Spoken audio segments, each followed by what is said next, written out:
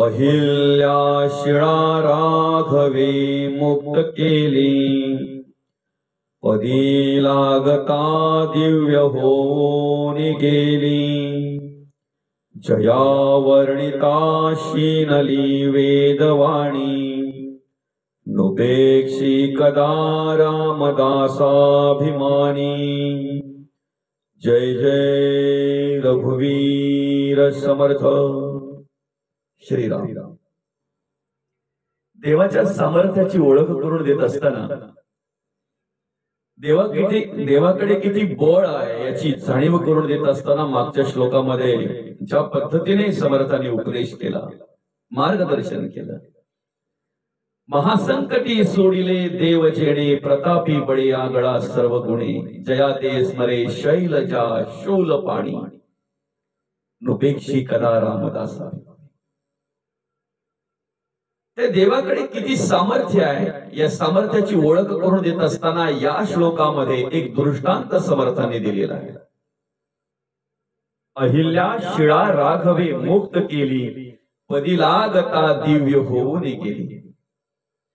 जया वर्णिता शीनली वेदवाणी, नुपेक्षी कदा रामदासाभिमानी। त्या ठिकाणी वेगवेगळ्या प्रकारच्या कथा आपल्याला ऐकायला मिळतात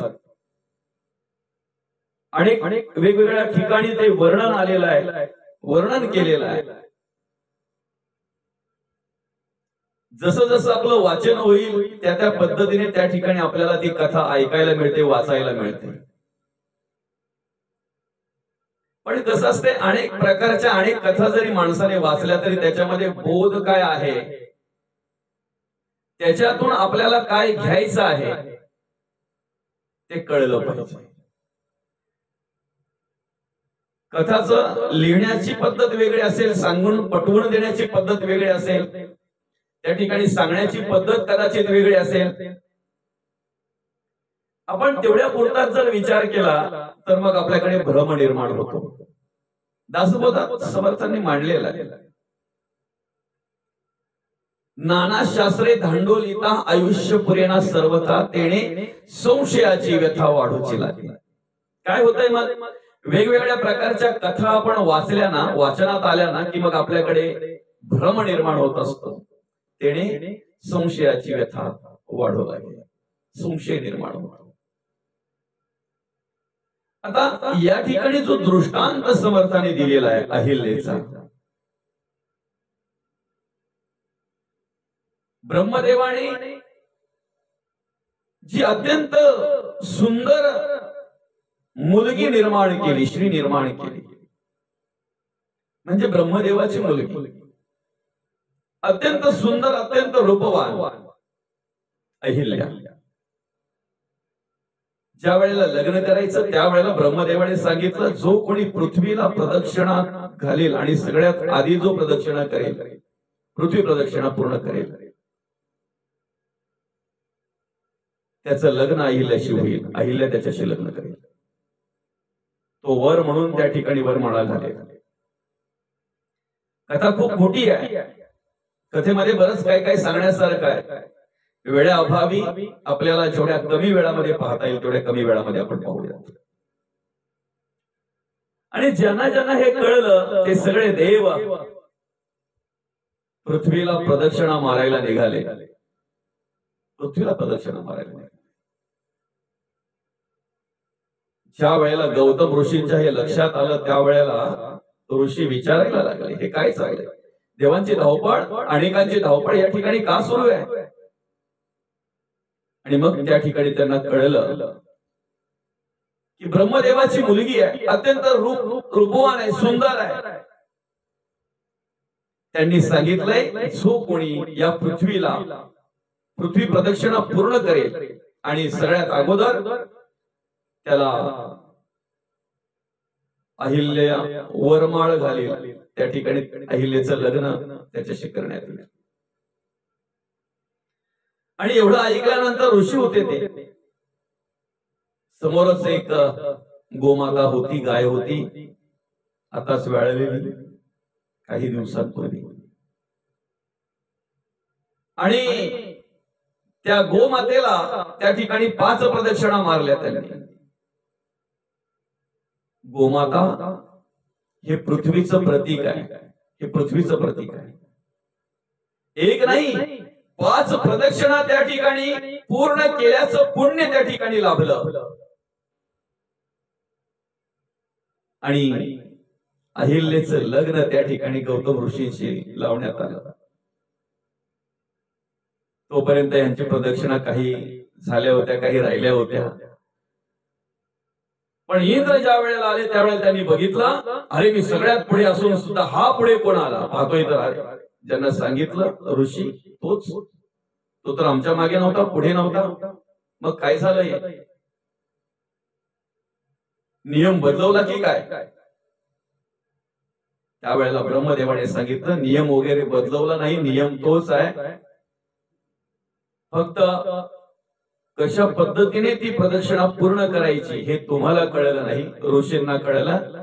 म्हणून त्या ठिकाणी अहिल्याने वरमाळा घातली ऋषींच्या गळ्यात. ऋषी वयस्क होते.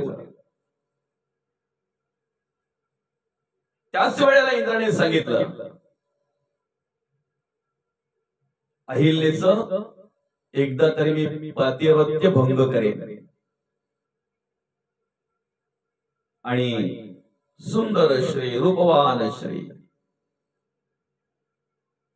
एक दिवस असं झालं, अग्निदेवतेचा आधार घेतला इंद्राने, अग्निदेवतेला कोंबडा केलं आणि मध्यरात्री आरवायला सांगितलं. पहिला कोंबडा आरवला की ऋषी स्नानाला जायचे. आणि असं झालं, मध्यरात्रीच्या वेळी कोंबडा आरवला म्हणून ऋषी कोंबड्याचा आवाज ऐकल्याबरोबर गंगेच्या दिशेने निघाले. आणि हीच सद्दी साधली. इंद्राने गौतम ऋषींच्या वेशामध्ये त्या ठिकाणी प्रवेश केला. अहिल्याने बघितलं ऋषी परत आले, ओळखू शकले नाहीत. ज्या वेळेला काही वेळाने गौतम ऋषी परत आले, समोर बघितल्यानंतर अहिल्या डोळ्यावर विश्वास ठेवत नाही, अशी प्रकार त्या ठिकाणी घडला. नेमकं काय झालं माझ्याकडून? धरणी कंप झाल्यासारखं त्या ठिकाणी तिला जाणवलं. तळपायाच्या मस्तकाला गेली, अंग थरथरू लागलं. काय झालं माझ्याकडून, काय घडलं हे? आणि गौतम ऋषींना पाहून हा खोटा गौतम ऋषी म्हणजे इंद्र पळू लागला. तेवढ्यात गौतम ऋषीने आवाज दिला, ए इंद्रा, कुठे निघाला? थांब. इंद्र त्याच्या रूपामध्ये प्रगट झाला त्या ठिकाणी आणि नमस्कार केला, माफी मागायला लागला. भग पडतील तुला, काहीतरी उशाप द्या. आणि मग त्या ठिकाणी उशाप दिला. अहिल्याकडे बघितलं, अहिल्याचं अंग थरथर थरथर कापत होता. तर काय होणार? इंद्राला तर भग पडली, भग पडतील असा शाप दिला. आता मला काय होतंय, माझ्याबद्दल काय बोलताय? आणि तेवढ्यात गौतम ऋषीने सांगितलं, पती ओळखता आला नाही तुला, तेवढी जाणीव नाहीये, शिळा होऊन पडशील. त्याच शिळेचा उद्धार करण्यासाठी प्रभू रामचंद्रांना यावं लागलं. उशाप दिला तिला, विनंती केली उशाप द्या काहीतरी. आणि खऱ्या अर्थाने तिचा उद्धार करण्यासाठी, तिला दिव्यत्व प्राप्त करून देण्यासाठी श्रीराम प्रभूंना त्या आश्रमाजवळून जावं लागलं. ज्या वेळेला श्रीराम प्रभू त्या ठिकाणाहून जात होते, तेवढ्यात बघितलं तर आश्रमामध्ये कोणी नाही, आश्रम बंद आहे. समोर एक शिळा पडलेली आहे. ऋषींनी सांगितलं शिळा नाहीये ती, तिला चरण स्पर्श झाला पाहिजे तुमचा. आणि चरण स्पर्श झाल्यानंतर त्या ठिकाणी त्या शिळेचा उद्धार झालेला आहे, तिला दिव्यत्व प्राप्त झालेलं आहे. त्याचं वर्णन या ठिकाणी ह्या पहिल्या चरणामध्ये समर्थ या श्लोकामध्ये करून देतात. कथा खूप मोठ्या असतात,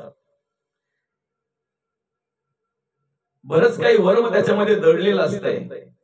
बरंच काही घेण्यासारखं त्याच्यामध्ये दडलेलं असतं. आपण विवरण केलं पाहिजे, आपण मनन केलं पाहिजे. कमी वेळामध्ये आपल्याला श्लोकांवर चिंतन करायचं असल्या कारणाने जेवढं काही आपल्याला श्रवण होईल तेवढं आपण करत असतो 15 मिनिटांमध्ये प्रत्येक श्लोकावर. आणि या ठिकाणी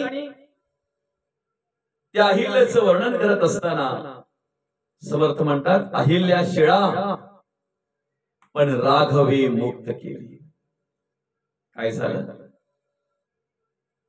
त्या राघवाच्या पदस्पर्शाने पावन झाली, ती मुक्त झाली. त्या ठिकाणी दिव्यत्व प्राप्त झालं तिला. आपणही आपल्या आयुष्यामध्ये एक विचार करायला हवा की ती शिळा, ती अहिल्या दाखवलेली आहे, पण नक्की मनाला काय शिकवण द्यायची आहे, नक्की मनाला काय सांगायचंय. म्हणून समर्थांनी या ठिकाणी हा दृष्टांत दिलाय. बरं, काय सांगायचंय?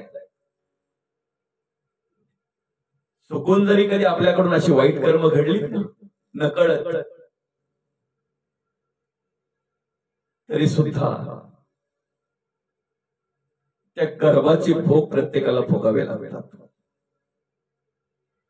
पण नकळत घडलेली जर कर्म असतील, जाणीव नसताना जर घडलेली कर्म असतील, अज्ञानातून जर घडलेली कर्म असतील, की आपल्याला कोणत्याही प्रकारे त्यावेळेला जाणीव नव्हती, कळत नव्हतं, नकळत घडलेली कर्म,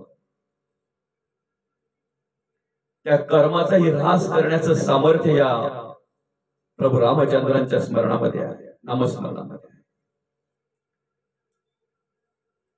त्या वाईट कर्माची राख रांगोळी करण्याचं सामर्थ्य, त्या पाप कर्माचं शालन करण्याचं सामर्थ्य ह्या रामनामामध्ये आहे. आणि म्हणून उफराटे नाम जपता वाचे, पर्वत फुटले पापाचे, ध्वज उभारिले पुण्याचे ब्रह्मांडावर होते. कारण वाल्मिकीचे ते तप केले ते वन पुण्य पावन झाले. नामस्मरण कसं केलं? उफराटे नाम जपता वाचे. राम म्हणता येणार नाही, मला मरा पटकन म्हणता येईल. अरे म्हणे चालेल, मरा म्हण, मरा मरा मरा राम राम राम राम झालं. मरा मरा म्हणता म्हणता राम कधी झालंय त्यालाही कळलं नाही. स्मरण करणं आपलं कर्तव्य आणि ते स्मरण आपण केलं पाहिजे. आणि म्हणून अहिल्या ती दाखवली, पण आपल्या मायेकडे बघा, आपल्या कर्माकडे बघा. खरोखर आपल्याला चांगले विचार शोधता येतात का? ओळखता येतात का? चांगल्याची आणि वाईटाची पारख आपल्याकडे आहे का? चांगलं काय आणि वाईट काय हे आपल्या मायेला, आपल्या देहबुद्धीला कळतंय का? सत्य काय, असत्य काय, पाप कशाला म्हणतात, पुण्य कशाला म्हणतात? कधीतरी मनामध्ये विचार करा ना. समजतंय काय आपल्याला? त्यातलं ते भेद काय आहे, फरक काय, तो समजतो आपल्याला. जर समजत नसेल तर आपण कोण आहोत? समजून घ्यायचं असेल तर प्रभू रामचंद्रांचं चरण स्पर्श व्हायला हवा. चरण स्पर्श म्हणजे त्यांचं श्रवण व्हायला हवं, त्यांचं स्मरण व्हायला हवं, त्यांचं नामस्मरण करायला हवं. कारण या कलियुगामध्ये उद्धाराचा मार्ग अनेक ग्रंथांमध्ये संतांनी सांगितलेला आहे. हरिमुखे म्हणा, हरिमुखे म्हणा, पुण्याची गणना कोण करे. नाम घेता न लगे मोला, नाम मंत्र नाही खोल. दोची अक्षरांचे काम उच्चारावे राम राम, जगद्गुरु तुकोबा म्हणतात. आणि म्हणून अहिल्या शिळा राघवे मुक्त केली, पदी लागता दिव्य होऊन गेली. ज्याचा चरण स्पर्श झाला आणि तिला दिव्यत्व प्राप्त झालं, अशा प्रभू रामचंद्रांचं, अशा राघवाचं वर्णन करत असताना समर्थ म्हणतात, जया वर्णिता शीनली वेदवाणी.